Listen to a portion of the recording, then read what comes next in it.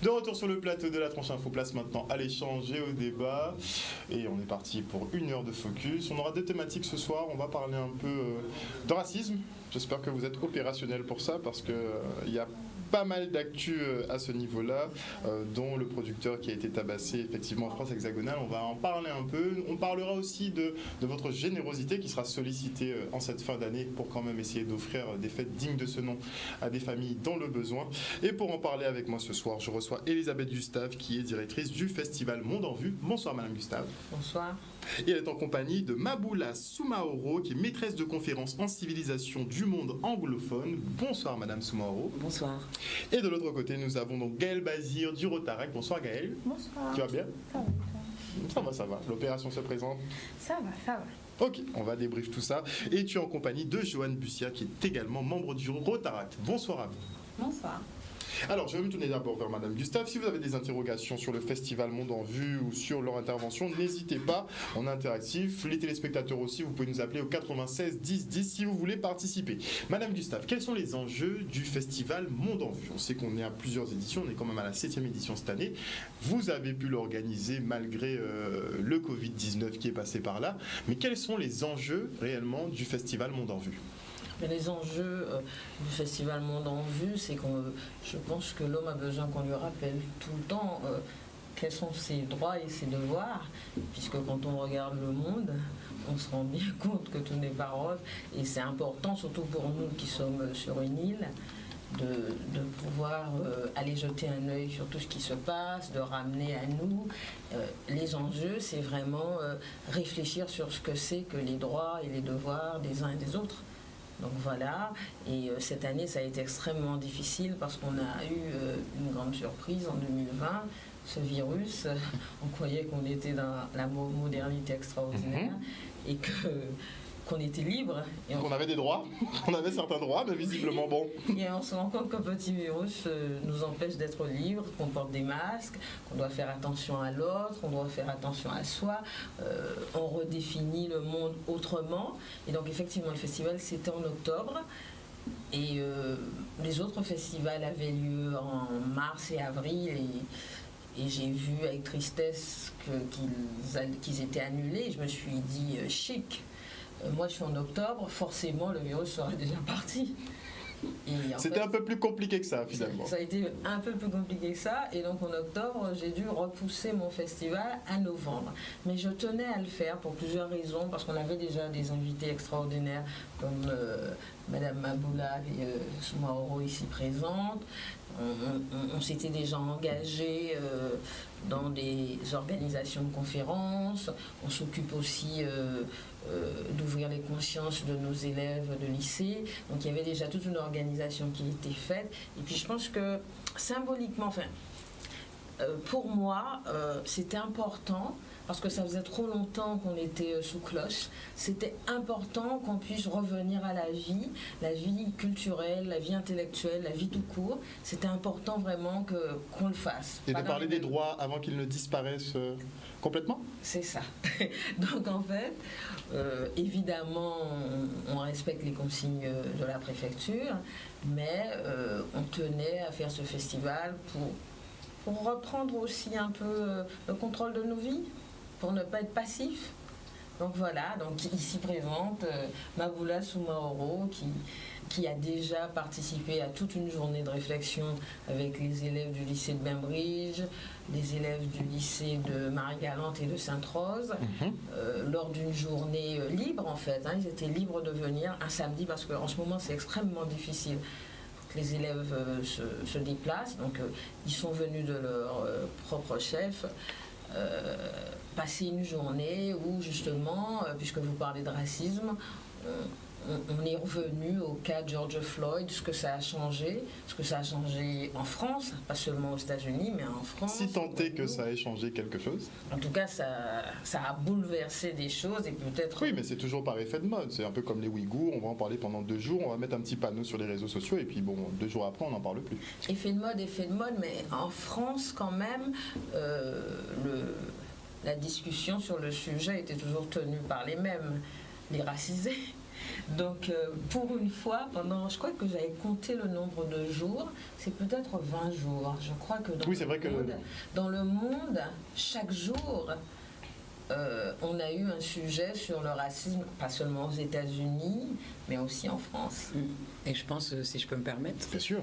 Je pense que justement la controverse autour des images qui ont circulé concernant l'agression par des policiers de Michel Zecler, si elle fait autant de bruit aujourd'hui, c'est non seulement à cause des images, mais aussi parce que nous sommes dans cette séquence plus large de ce qui s'est passé avec George Floyd. Vous pensez que c'est dans la continuité, que les esprits sont encore marqués? Que c'est dans la continuité et qu'on est arrivé, en tout cas en France et en France hexagonale, à un moment où il est devenu impossible d'éviter la question. Ça ne veut pas dire que ces agressions policières datent de 2020. On sait très bien qu'il y en a eu avant, mais aujourd'hui, il devient presque impossible de les passer sous silence. Et ça, c'est parce que il y a eu, on va dire, depuis la fin du mois de mai, tous les jours, des images, des débats, des questions posées, des controverses autour de la question soit du racisme plus largement et des violences policières. Sinon, Michel Zecler n'est pas la première personne à avoir été... certainement pas la dernière.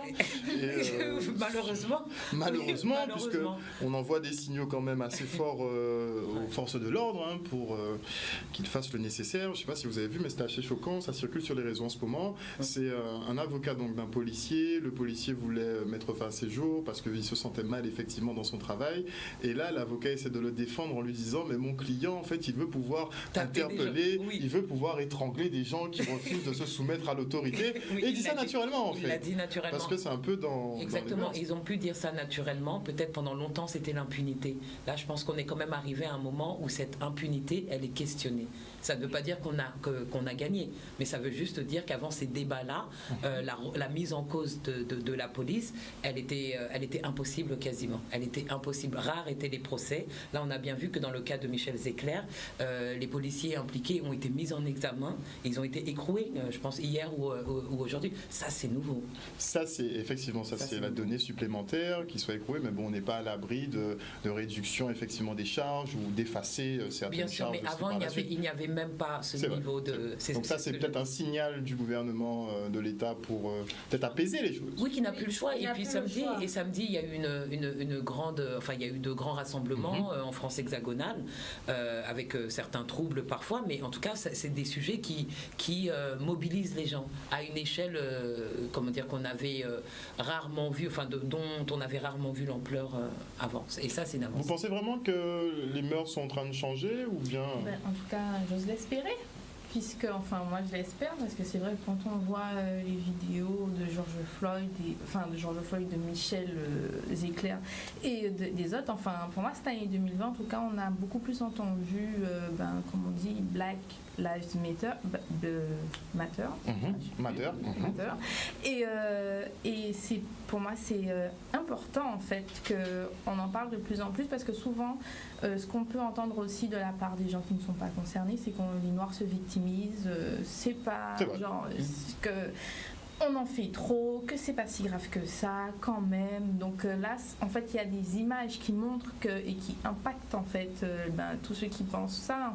Là, on peut pas dire qu'on se victimise. Il y a quand même Michel Zecler qui s'est fait agresser. C'est un peu gros comme une maison. Voilà, au final, c'est parce qu'il était noir. Donc c'est pas... Là, on peut plus dire qu'on se victimise.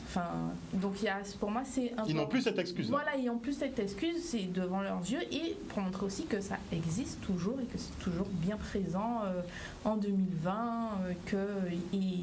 Ce qui est bizarre aussi, moi, ce qui m'étonne, c'est que les racistes, entre guillemets, ne se cachent plus. Je trouve ça très étonnant avec tous les débats.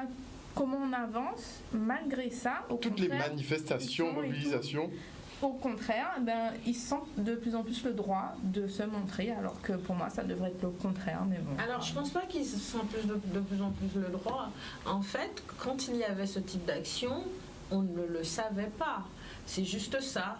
Et finalement, maintenant, il y a des fuites et puis on est au courant.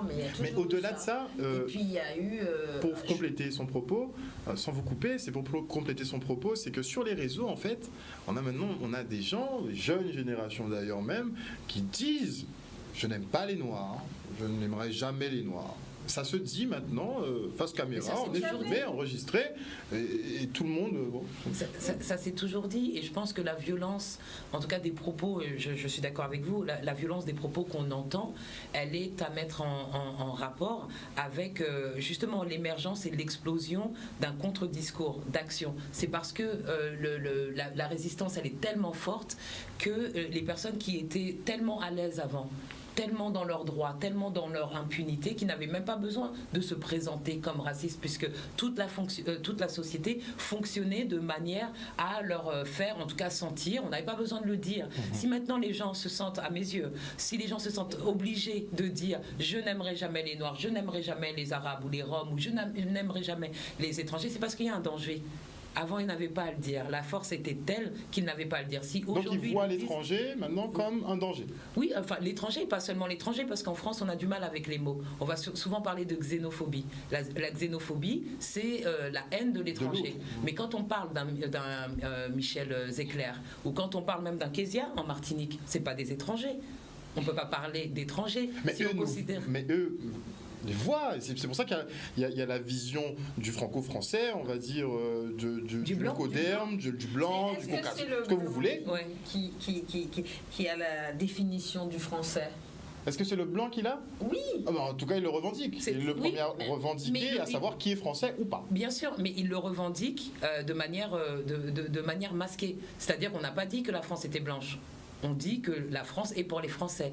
Et si on considère que la France est pour les Français, un Michel Zecler, un Kezia ou n'importe qui d'autre qui a la nationalité française est français depuis au moins 1848. Donc dans ces cas-là, on est obligé peut-être de faire tomber les masques et de dire qu'en fait, ce qu'on voulait dire, c'était que la France appartient aux Blancs. Parce que sinon, l'argument de la xénophobie et l'argument de la haine de l'étranger ne tient pas du tout. Mais il ne tient pas la route. Ça ne tient pas la route. Donc aujourd'hui, on est en train de faire tomber les masques, c'est tout. Oui, et c'est surtout, je pense, parce que les non-blancs refusent maintenant d'être invisibles, parce qu'ils ont toujours été là dans la société. Mais quelque part, ils acceptaient cette invisibilité qu'on leur imposait. Pour s'intégrer. Pour s'intégrer, parce qu'ils ne voulaient pas jouer aux victimes, parce que finalement, pour beaucoup, on leur laissait croire que s'ils se plaignaient d'une forme d'injustice, c'est qu'ils n'étaient pas intégrés, ils n'étaient pas assimilés. Et on sait bien que la France est un pays assimilationniste avant tout. La culture de l'autre, les gens qui sont entre deux, qui viennent de la Guadeloupe, qui viennent du Sénégal, etc., ont forcément une biculture, ce qui finalement est quelque chose de riche pour la France. Mais la France a réussi à leur faire croire qu'il vaut mieux effacer tout cela et trouver une nouvelle identité qui est l'identité française, blanche. Et je pense que pendant très longtemps, les gens, surtout les deuxième, troisième générations, se taisaient et essayaient de rentrer dans ce moule. Mais c'est gommer une partie de soi-même, c'est quasiment impossible. Et surtout que ça ne leur a rien rapporté. Rien. En plus. Ça ne leur a à part rien une acculturation, voilà. Ils ne sont pas devenus présidents de la République, ils n'ont pas eu des postes importants. Voilà. Donc la nouvelle génération s'est dit, bon, sais-tu, pendant longtemps, on a été invisible. Maintenant, on va dire qui on est. On a eu un exemple justement avec la communauté chinoise qui n'avait jamais manifesté en France. Je crois que c'était l'année dernière, ils sont descendus dans les rues parce qu'il y avait beaucoup d'agressions. Et à force de silence, à force de se taire, ils ont dit non. Exactement, il y avait des agressions. Il y avait des agressions et il y a eu aussi un cas de violence policière qui, au cours duquel un immigré chinois a perdu la vie et est resté. Enfin là, je crois qu'il y a eu un non-lieu qui vient d'être prononcé. Donc c'est les mêmes histoires pour toutes les personnes, toutes les communautés de France en vérité. Alors une petite question, puisque j'ai voulu appeler le focus de ce soir effectivement avec cette question. Avons-nous le droit d'être racistes ? Alors qui est ce nous ?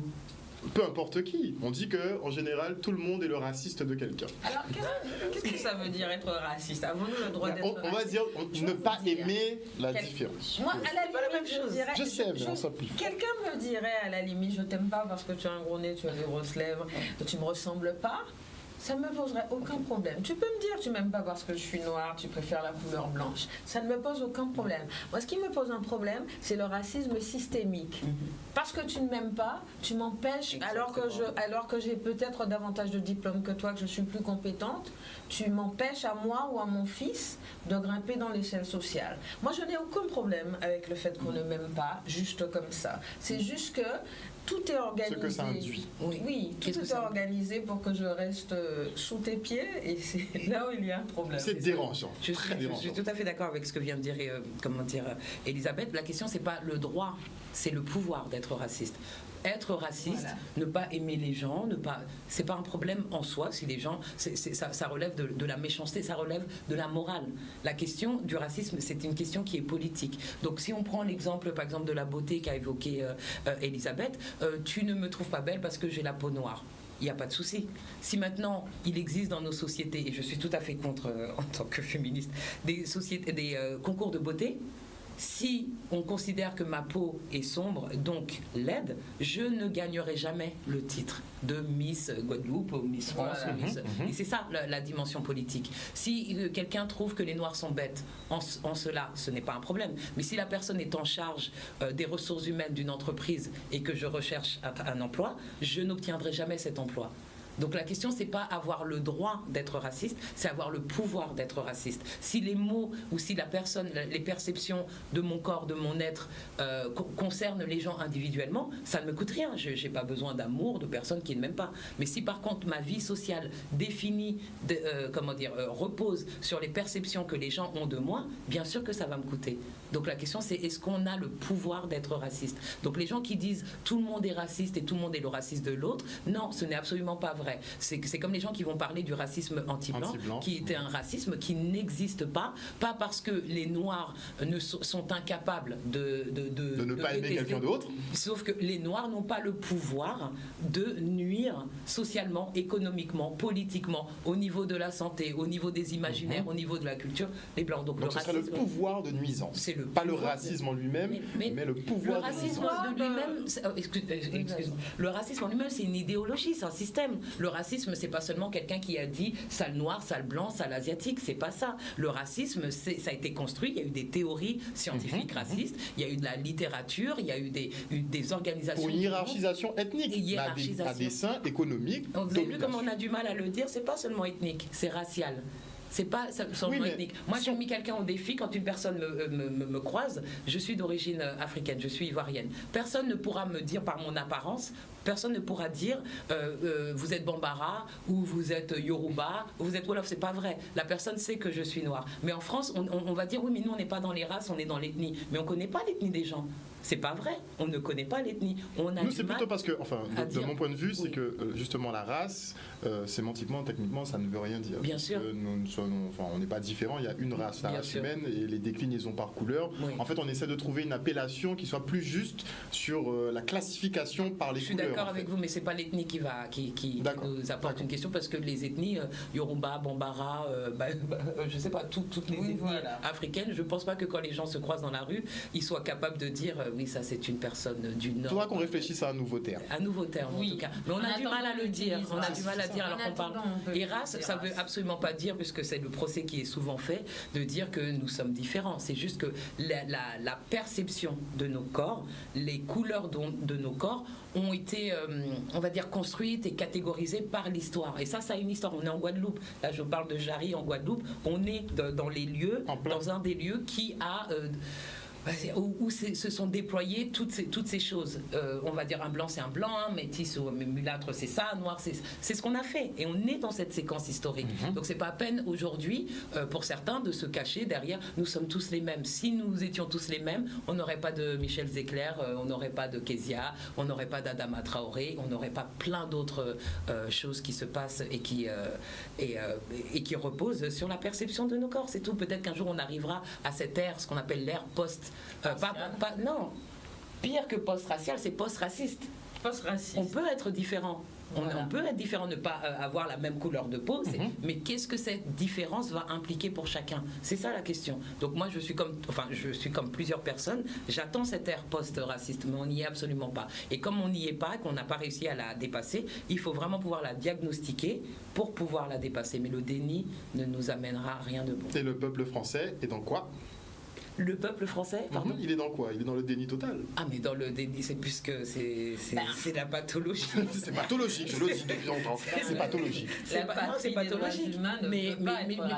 Mais en tout cas, en ce moment, il y a quand même un fort mouvement, il y a une ébullition qui fait qu'il y a des choses qui ont été passées sous silence pendant longtemps et qui sont moins passées sous silence. Mais on parle aujourd'hui des grandes manifestations contre les violences policières. On pourrait aussi se rappeler qu'en 1983, il y a eu une grande marche organisée contre le racisme et pour l'égalité. C'était en 1983. Oui. Et cette grande marche, elle a réuni 100 000 personnes. Et c'est parti d'un cas de violence policière. Souvent, il y a un déclencheur qui fait qu'on se réveille et qu'on se dit « Oh, il ne nous aime pas ». Oui, non, c'est pas une... On en souffre. Il ne nous aime pas, on le sait. On en souffre, il nous blesse, il nous tue, il nous discrimine. Alors, qui a tort finalement? Celui qui... le persécuteur ou celui qui garde son rôle de persécuté? Qui a tort dans l'histoire? Vous pensez qu'on a le choix? Justement, on a toujours le choix. À ce qui paraît, je ne sais pas si tout le monde... Mais à ce qui paraît, on a toujours le choix. Donc, est-ce à nous, effectivement, de devoir s'intégrer dans un monde qui ne nous aime pas? Mais ils ont déjà essayé, ça n'a pas marché. Oui. Mais on ne peut pas changer la nature de quelqu'un. On est d'accord. Donc pourquoi forcer? Pourquoi faire le forcing pour l'acceptation finalement? Ou pour l'intégration? C'est pas l'intégration. Parler de séparation, c'est comme si vous nous disiez qu'il faudrait se séparer finalement parce qu'on ne peut pas vivre ensemble. Alors nous en Guadeloupe, c'est pas la même chose. Moi, quand j'ai travaillé en France, quand j'étais jeune professeur, j'ai été vraiment émue par mes élèves qui n'étaient pas blancs. Parce que j'ai ressenti leur souffrance. Et vous savez ce que c'est que cette souffrance, en fait? Parce que j'ai parfois des amis africains surtout, qui me disent, par exemple, quand Rokhaya Diallo se bat pour avoir les mêmes droits, elles me disent, j'ai une amie en particulier qui me dit, mais je vois pas pourquoi elle se bat, bon, il l'aime pas, elle est sénégalaise, voilà, il faut qu'elle l'accepte. Mais non, en fait, elle est française, cette dame. Elle a toujours vécu en France, sa culture est française, ses parents sont peut-être sénégalais, elle a une partie en elle de sénégalais, mais elle est française, et je pense que pour se construire, et j'ai vu ça avec mes élèves, on a besoin que notre nation nous aime, en fait. Il n'y a pas que nos parents. Vous savez, justement, moi je suis guadeloupéenne avant d'être française. Et donc j'ai été élevée en Guadeloupe jusqu'à mes 17 ans, eh bien, je pense que je suis plus armée que quelqu'un qui serait d'origine guadeloupéenne et qui serait né à Paris, donc qui a le rêve d'être vraiment exactement comme les autres. Moi, comme je suis née en Guadeloupe, je sais que la Guadeloupe m'aime. Voilà, c'est réglé. Voilà, ça fait un traumatisme. Donc on a une terre d'attache. Ça fait un traumatisme de moi. Mais pensez à ces gens qui ont des parents qui viennent d'ailleurs et qui sont français, qui aiment la culture française, qui aiment la littérature. Je vois. Ma nation ne m'aime pas. Tout en aimant le pays de leurs parents. Alors, je peux vous dire que tous ces activistes, parce que j'ai entendu quelqu'un insulter Maboula parce qu'elle a critiqué un fait raciste à la télé. Et un vieux monsieur, lui a dit voilà, on vous aide, on vous donne ci, on vous donne ça, et regardez comment vous nous critiquez. Mais Maboula est française. Elle peut critiquer son pays, non? Elle peut critiquer son pays, elle peut dire ce qui ne va pas. Soudain, on lui dit qu'elle n'est pas française quand on lui dit vous nous critiquez. Elle n'a pas le droit de critiquer son pays parce qu'elle est noire?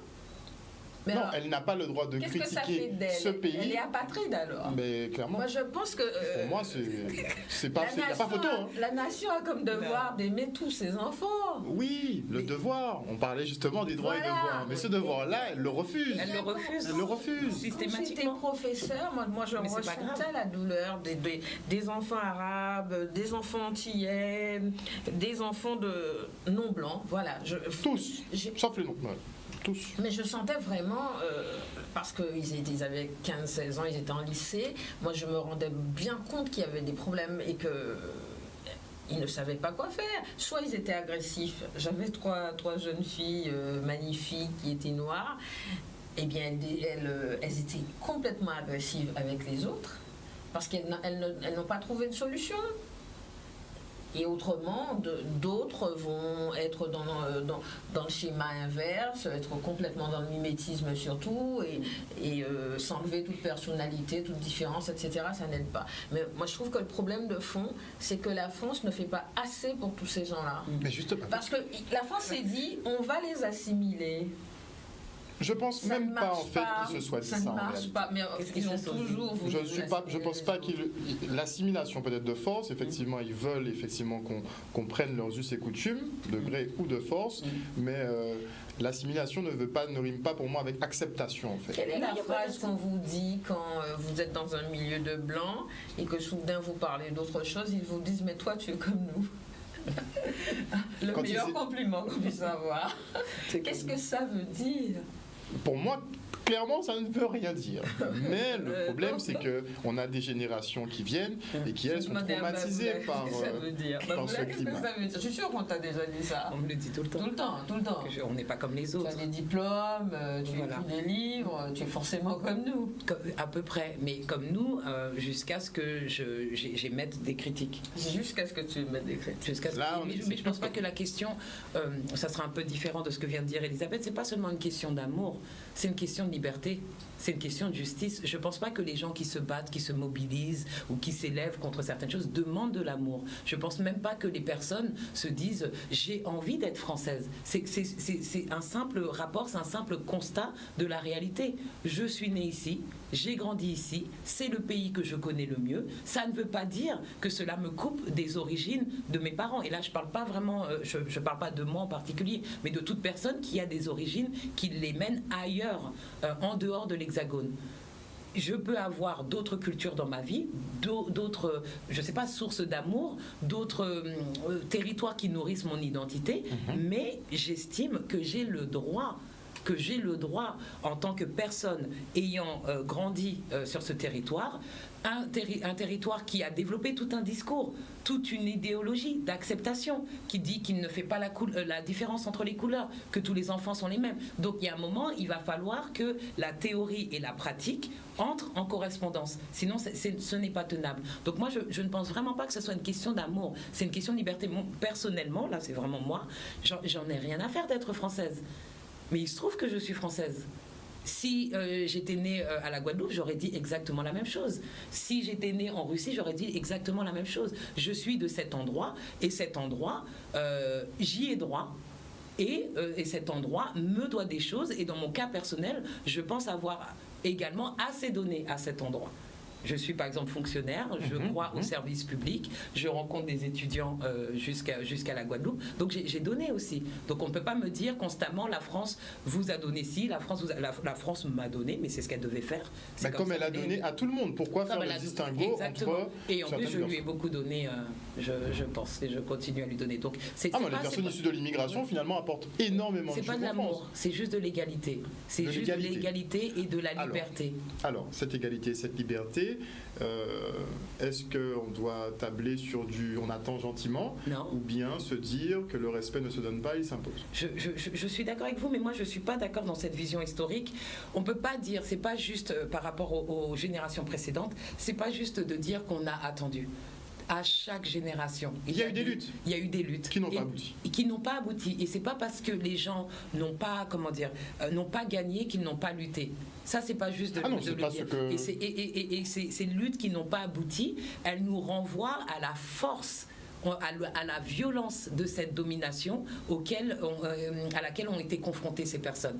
On pourrait se dire, l'esclavage dans les territoires qu'on appelle les territoires d'outre-mer n'a été aboli qu'en 1848. Ça veut dire qu'il ne s'est rien passé en 1748, en 1648, non, je ne veux pas dire 1548 parce que ça n'avait pas encore commencé.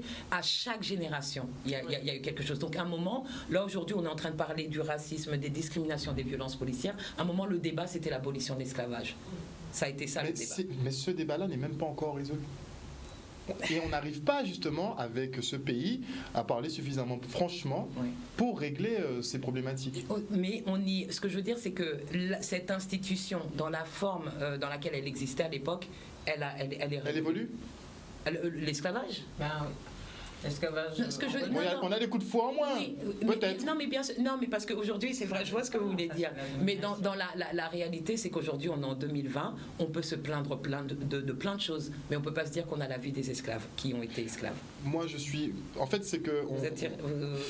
Moi, je suis assez tranché sur les questions, vous aurez compris ça. Oui. Et peut-être qu'on n'est pas traité effectivement comme des esclaves, mais on est encore traité comme des bêtes. Vous vous rappelez de l'espérance de vie des esclaves? Non, mais sur certains détails, je n'en disconviendrai pas, ce n'est pas un souci. Mais on peut quand même mourir sous les coups d'un policier parce bien que sûr. on a la et ça, c'est une évolution. Non, mais ça, je suis d'accord avec vous, c'est une évolution. Mais juste par décence.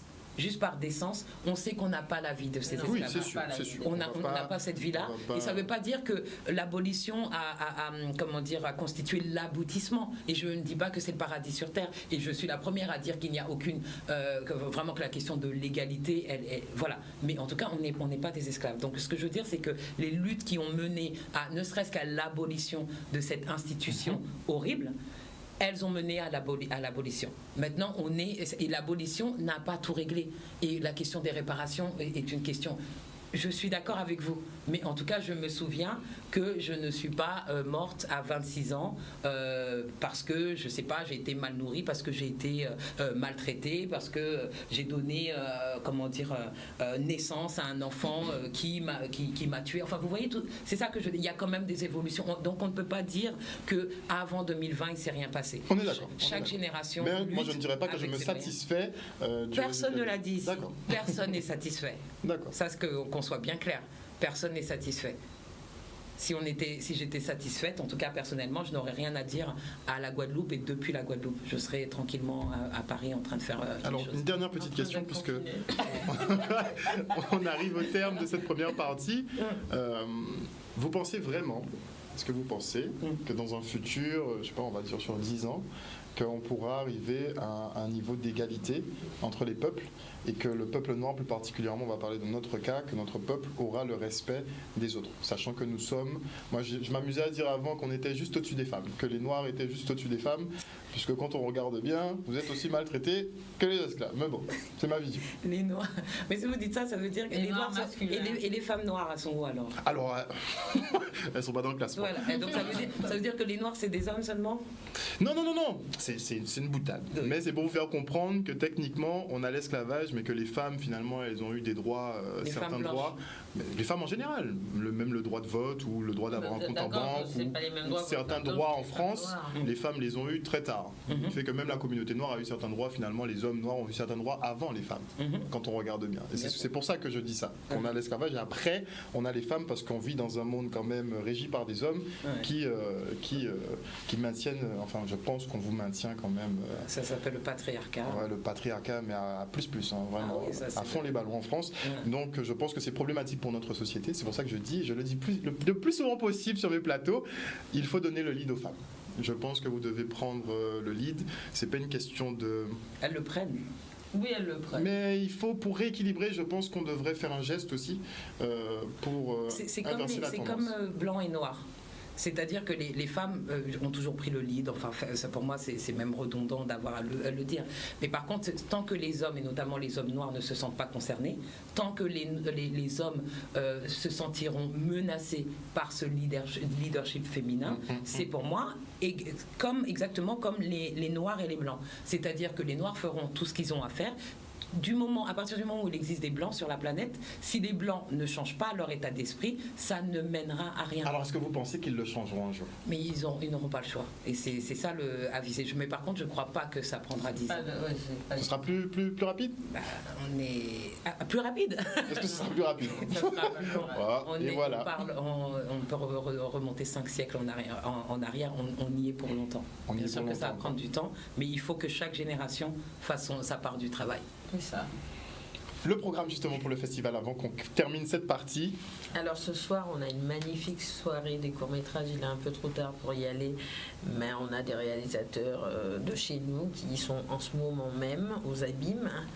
Demain, au Memorial Act, une soirée combat de femmes avec 2 films sur les luttes de femmes, justement, de Perfect Candidate qui nous raconte l'histoire de cette femme qui est médecin et qui avait besoin de l'accord de son père pour pouvoir changer de pays. Et ensuite, mercredi, on arrive déjà vers la fin, on a une soirée avec Epicenter qui est un cours qui revient sur les jours à Minneapolis juste après le meurtre de George Floyd. On a une soirée aussi avec le docteur Henri Joseph qui vient de proposer un film au réalisateur Nnamdi Nganga. Et pour finir, on finit en beauté avec Africa Mia le jeudi. Donc le festival se termine le jeudi 3 décembre. Voilà. Merci beaucoup en tout cas d'être venu sur ce plateau. C'est un réel plaisir d'échanger avec vous. Bon, je sais que je peux paraître un peu assez tranché, mais ça ne vous faites pas peur, vous inquiétez pas. Très bien, parce que ce sont en fait des thématiques qui sont prégnantes quand même. Et, bien sûr. Avoir du détachement là-dessus, je ne sais même plus. En fait. Vous avez raison, je pense. Ça sert à rien. On se quitte pour une petite page de publicité. On revient avec nos invités en plateau. De retour sur le plateau du Focus, on poursuit notre échange avec Gaëlle Bazire du Rotaract. Elle est en présence de Johanna Bussière. On ne vous a pas beaucoup entendu sur la première partie. On a un petit peu entendu Gaëlle. On n'a pas pu t'entendre par contre, Johanna. Et comme j'aime beaucoup le débat, qu'est-ce que tu penses effectivement de ces agressions de policiers, particulièrement à l'endroit des Noirs ? Alors, moi ce que j'en pense, c'est que ça a toujours existé. Et là, du coup, avec les réseaux sociaux et aussi les moyens de communication qu'on a en 2020, c'est beaucoup plus mis en avant. Après, pour vraiment avoir un avis sur l'affaire de Michel Zecler, moi, ce qui m'a marqué surtout, c'est son appel à la paix. Enfin, il a vraiment lancé un appel de ne pas manifester violemment et que en fait c'était aussi pour dire que tous les policiers en fait ne sont pas pareils et en fait ça faisait aussi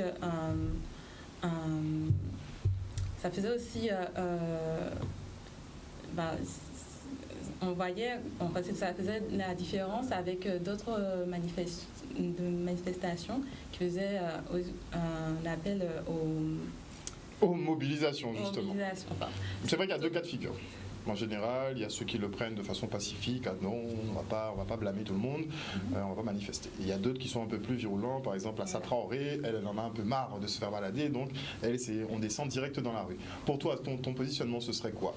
La paix ou on part en lutte? Alors moi, je comprends les 2 positionnements, vraiment, et la paix, effectivement, ça dépend aussi de ta façon de voir les choses. Donc, et aussi ta personnalité. Il y a des personnes qui ne veulent pas faire appel à la violence, répondre à la violence par la violence. Donc voilà, leur positionnement est plus pacifiste. Mais il y en a qui ils ont quand même ils en ont assez de voir que voilà, ça continue. Donc et toi, tu serais plus quel? Moi, tu vas manifester dans la rue ou bien je te dis, bon, ils sont bêtes, laissons-les? Alors moi, je suis plus pacifiste. Tu es pacifiste? C'est plus ma personnalité. Mais... Tu veux pas aller dégommer du flic? Non? Non, c'est pas trop ma personnalité. Mais comme je dis, je comprends... tu peux comprendre effectivement, donc, voilà. Moi, je peux comprendre qu'on ait besoin des 2. On a besoin des 2. Moi, je suis plus pour ça. On a besoin toujours d'un équilibre pacifique, oui, mais si tu nous manques trop de respect, eh bien là, effectivement... Pour moi, c'est le parfait exemple, c'est les grèves en Guadeloupe où on négocie, et puis il faut toujours qu'il y ait une route bloquée ou un blocage quelconque pour que l'échange... qu'ils trouvent miraculeusement une solution. alors que ça fait des mois, des années que le problème est existant et que tout le monde sait qu'il est existant, que des gens en parlent, essayent de négocier, et au final c'est quand on bloque, quand on agit, que les politiques ou les personnes qui peuvent prendre la décision finissent par prendre une décision. Pour moi, c'est pas... Parce qu'il faut agir. Donc c'est assez révélateur d'une certaine façon. On a survolé très rapidement, mais on parlait un peu des privations de liberté. Est-ce que vous avez le sentiment que pendant la période Covid et depuis le déconfinement, donc sur ces 9 derniers mois, est-ce que vous avez le sentiment qu'on vous prive de vos libertés? Alors moi, non. Ça va. Enfin, moi j'accepte que pendant un temps, on vit une période particulière, que pendant un temps, je ne suis plus libre de pouvoir faire exactement tout ce que j'aurais aimé faire. Je suis prête à l'accepter pour protéger la vie d'autrui. En fait, pour moi, je sais pas, les libertés dont on nous prive, ce ne sont pas des libertés vitales, entre guillemets. Puisque je pense que c'est pas vital, mais voilà, c'est principalement des libertés de loisirs. Principalement, après, bon, il y a tout ce qui concerne l'économie, mais bon, ce qui est l'économie qui est vraiment impactée, c'est l'économie de loisirs, je pense. Ça s'arrête pas qu'à ça, parce qu'il y a des effets dominos, ricochets sur un peu tous les secteurs. De toute façon, il y a toujours des effets, mais principalement, on voit bien que c'est le secteur restauration. On a tourisme, restauration, discothèque. Voilà, c'est les libertés. Pour moi, selon mon prix, c'est les libertés de loisirs. Donc, je suis prête à mettre de côté mes libertés pendant un temps. Je ne dis pas toutes indéfiniment. Pendant un temps pour pouvoir protéger. Donc déjà pendant un temps. Oui. Faut pas que ça dure trop longtemps. Mais après, pour moi, ça doit durer le temps qu'il faut. Le temps nécessaire à ce qu'on puisse protéger la population. Tout le monde. Parce que, il y en a peut-être, parce que si, entre guillemets, si tout le monde respectait les gestes barrières, de toute façon, on n'en serait pas là aujourd'hui. C'est ce qu'on dit. Effectivement, mais il y a quand même eu un respect des gestes barrières, puisque la situation s'est quand même améliorée. Donc je ne peux pas laisser dire que personne n'a fait ce qu'il fallait. On est en train de s'auto-blâmer en fait. Je ne sais pas si vous avez remarqué, mais on est en train de s'auto-incriminer par rapport à la situation, alors qu'on a affaire à un virus quand même qui est aéroporté, qui est un peu partout et tout. Oui, de toute façon, mais je veux dire qu'avant je veux dire un moment, on l'a bien grandes vu. Vacances, tu parles des grandes vacances. Oui, les grandes vacances. Le relâchement des grandes vacances. Il y a eu un relâchement avant d'arriver au pic qu'on a connu en septembre. Et parce qu'il y a eu le pic en septembre, les gens, ils ont recommencé à adopter les gestes barrières, mais il y a eu un relâchement. C'est pas faux. Ça, je peux pas dire le contraire. Je veux pas dire que j'ai pas... moi, je sais pas... Tu étais dedans. C'est ce que tu veux dire. Je veux pas dire que on était nombreux. Que je ne me suis pas relâchée. Forcément, c'est compliqué de maintenir des gestes barrières, en permanence. Les 4 premiers mois, c'était déjà compliqué. C'est vrai qu'on a fait une petite trêve pendant 2 mois. Mais c'est... comment dire? Mais d'où le fait qu'il est important d'avoir des règles, au final. Puisque s'auto-réguler soi-même tout le temps, c'est pas ce qu'il y a de plus simple. On est d'accord que les règles, effectivement, c'est pour bien vivre en société. Mais il faut voir effectivement à quel moment on outrepasse quand même ses droits, quand l'État outrepasse ses droits, parce que je suis pour le contrôle, pour les règles. L'événementiel, par exemple, c'était pas essentiel, mais dire à des entreprises, vos commerces ne sont pas essentiels, c'était du n'importe quoi. Et là, on va en payer les conséquences très prochainement. Je pense qu'au Rotaract, vous avez déjà une vision quand même assez claire et précise de ce qui va se passer les prochains mois, puisque vous êtes beaucoup d'entrepreneurs aussi au sein du Rotaract. Mais la crise, la gestion de crise... Oui, je pense que...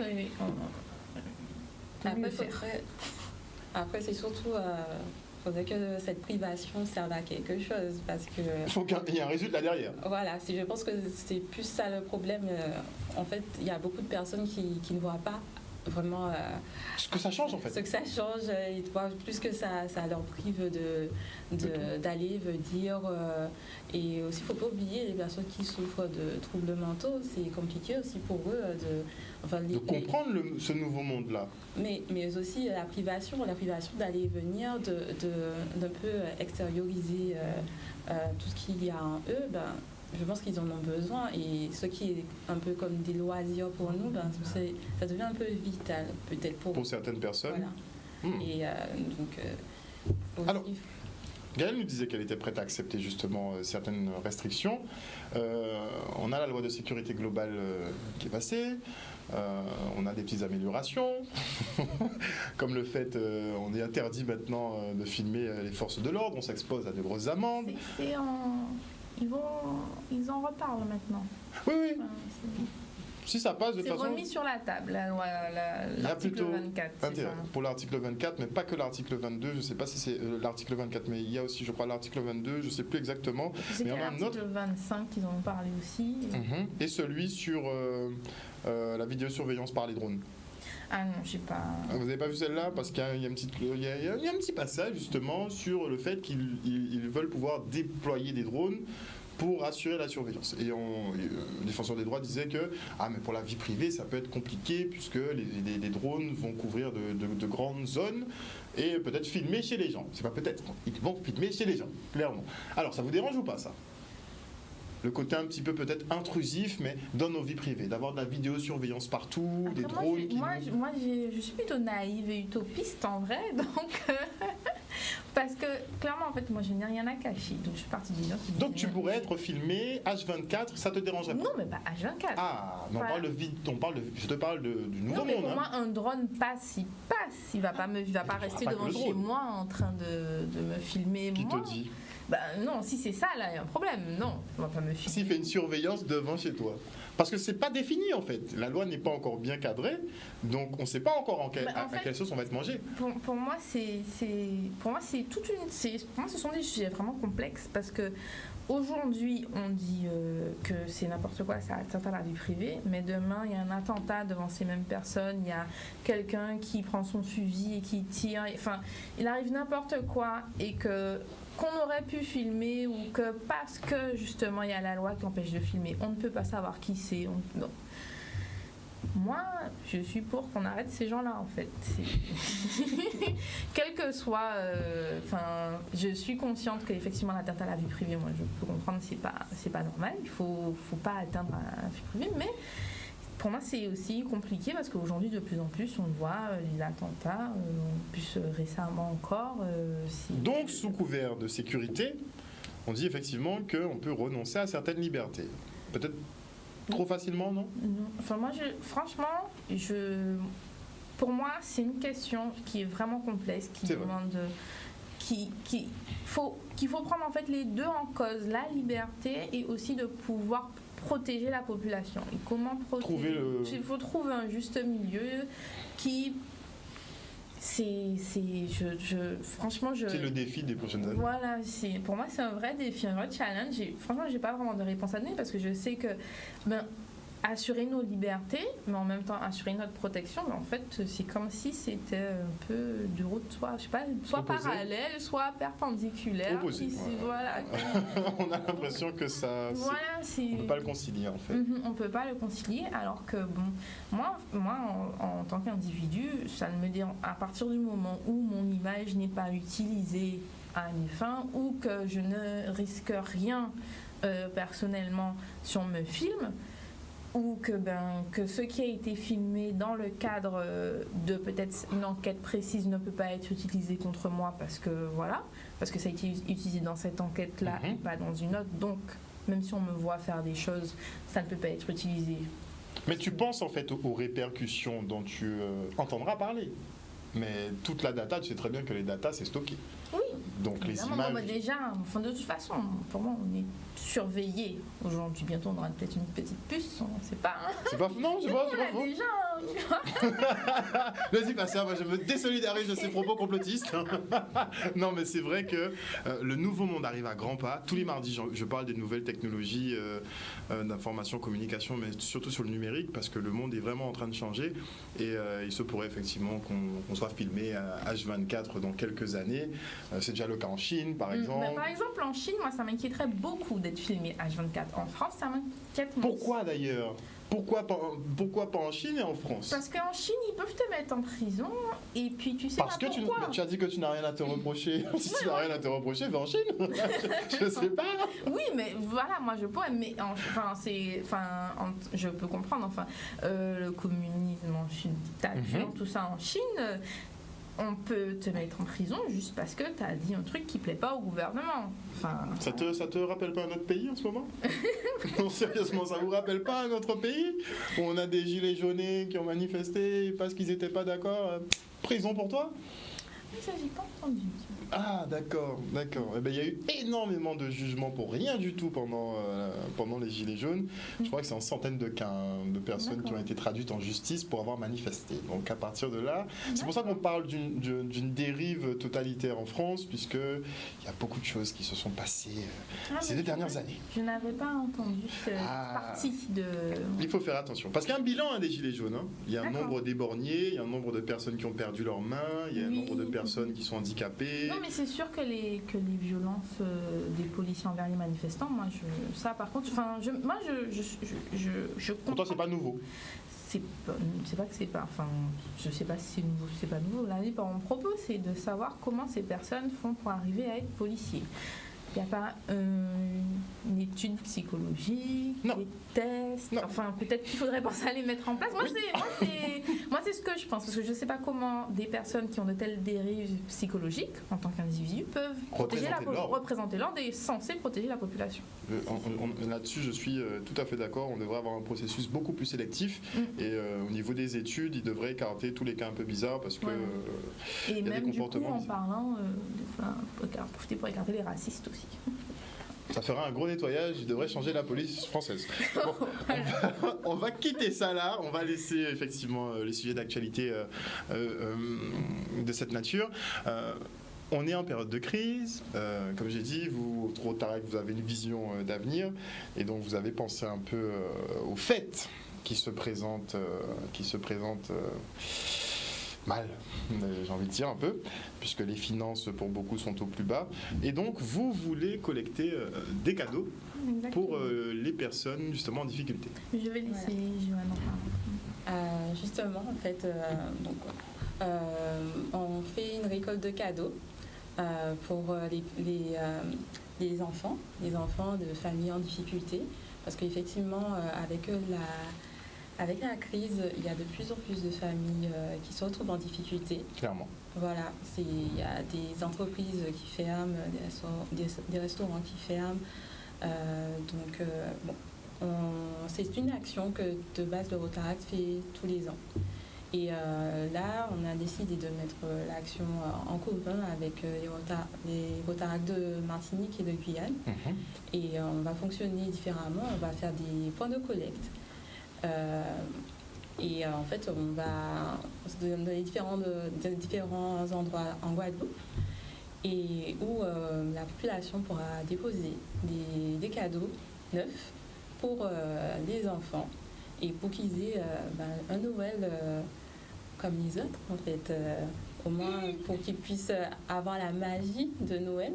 Moi, la magie du cadeau. Voilà. Déjà, parce que la magie de Noël, il n'y aura pas grand-chose aux alentours. Donc, au moins présent, ce serait déjà pas mal. Je suis un peu rabat-joie, mais c'est vrai que tu l'as dit, il y a beaucoup d'entreprises qui ferment. Et on ne pense même pas, en fait, à ceux qui étaient déjà dans la précarité et qui vivaient en fonction de job. Et vu que le métier de job est en disparition en ce moment, il y en a plein qui n'ont pas le sourire aux lèvres pour les fêtes. Donc, effectivement, si on peut faire quelque chose, ce serait pas mal. Donc, cette récolte va se dérouler du 3 au 12 décembre. Les points de collecte, vous les avez déjà? Les points de collecte, donc on a Casabroc à Auvrisé et on a aussi Optique 2000 à Pointe-à-Pitre. On a aussi une pâtisserie friandise à Bémao, au Terre-Marinier. Et on a aussi les boutiques Orange. Les boutiques Orange, normalement, on devra avoir Jarry et Destreland. Et ça devrait se confirmer. Ok. Les informations sont disponibles où? Alors, normalement, sur notre Facebook, sur nos réseaux sociaux et sur notre site internet. Et après, donc, on va commencer la communication d'ici demain, je pense. D'ici demain? Bon, vous êtes dans les temps. C'est vrai que j'ai pas entendu beaucoup d'opérations de ce type-là cette année. Il y en a quelques-unes. D'habitude, quelques-unes, oui. Mais d'habitude on en a quand même pas mal. Quasiment tous les organismes font des ordres de Noël, des remises de cadeaux, des choses comme ça. Et c'est vrai que bon, cette année, Vous êtes les premiers qu'on reçoit qui nous parlent de donner quelque chose à quelqu'un pour la fin d'année. Il y aura des petites fêtes organisées peut-être? Alors, on n'a pas prévu d'organiser de fête de la situation. On ne peut pas faire de fête. La situation sanitaire, comme je pense que c'était je crois que ça va être l'expression la plus utilisée de 2020. Et donc non, on a prévu de distribuer les cadeaux aux associations qui s'occuperont de la redistribution aux enfants. Donc on a prévu normalement de travailler avec Cap Avenir, peut-être et CCAS. Et vous ciblez des communes en particulier ou pas? Ben là, on va peut-être plus se diriger vers Saint-François, Saint-Anémoul. Saint-François, Saint-Anémoul. Ok. On attend de voir effectivement ce que donne cette collecte. Appelez-nous, on essaiera de passer justement sur un des points pour voir comment ça fonctionne. En tout cas, on salue l'initiative. Je verrai, je vous donnerai le cadeau. On va s'organiser. Mais en tout cas, merci pour ce que vous faites. Il faut continuer comme ça. Juste pour préciser, du coup, la récolte se fait pour des cadeaux neufs et non emballés, pour qu'on puisse s'assurer de la qualité, pour qu'on puisse désinfecter le cadeau avant, étant donné que. Et si vous souhaitez donner des cadeaux en très bon état, mais déjà ouverts, plutôt se diriger vers Casablanc. Ok, ouais. Ils sont un peu spécialistes de la retape en tout cas. Très bien. Et sinon, il y a d'autres formules, un billet, un chèque? Vous pouvez faire des dons aussi. De toute nature.